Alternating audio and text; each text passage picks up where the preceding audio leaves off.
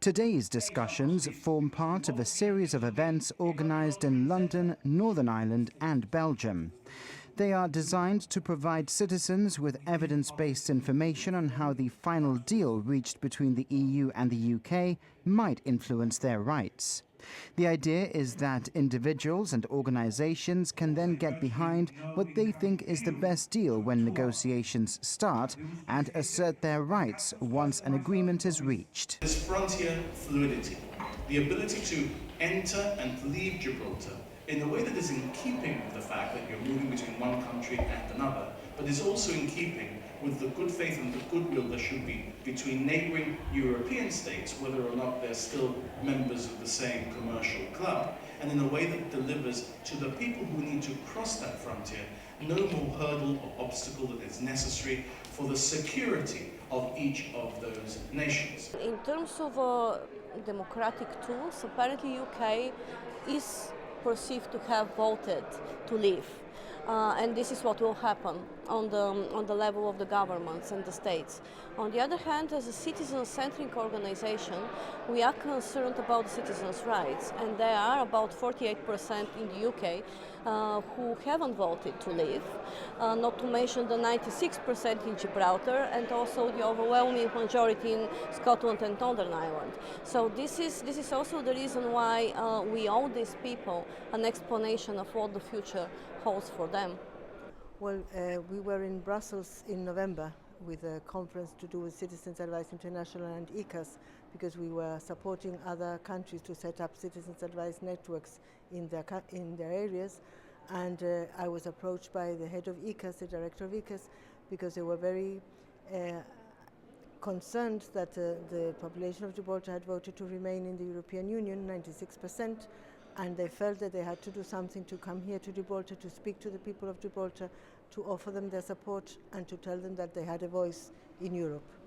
We launched the survey on the 29th of March, exactly the same day that Article 50 was triggered, because we wanted to inform ourselves about the concerns and fears of citizens who are exposed by Brexit, because in a way our study is purely informative. We wanted to collect also the views of people who are going to be impacted and to be able to voice their concerns to policymakers. We are having a high-level conference on the 20th of June in Brussels, where we hope to gather key decision makers from both the EU side and also the UK side that are going to be involved in the Brexit negotiations. And we want to use the findings in this survey to really make a case for listening to concrete examples. So today we heard about the problem with the border. We had the fact that over 10,000 people cross border every day, and so the issue of cross-border work is of high interest for not only for Gibraltar but for the wider region of the Campo de Gibraltar.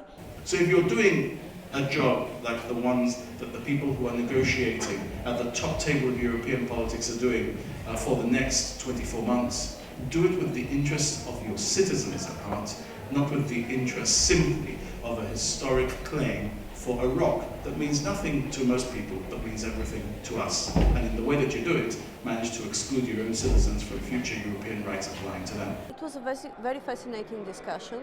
It reaffirmed what we were sensing, that Gibraltar is a very special case, because of many reasons. Because of its geographical location, which immediately includes the border issue with Spain, because also of its status.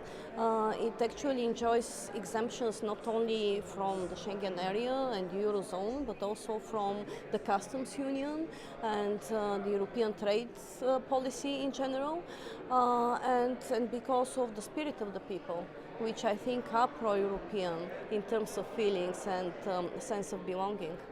I would really encourage every Gibraltarian as possible to reply to our survey, which is available online via our website and also all the social media accounts we have, and to share these concerns with us before the 30th of May, where we are going to close this survey, so that we can take these comments into account and voice these concerns to decision makers. And we hope as well to have some representatives from Gibraltar joining us for this conference to be able to address policymakers directly.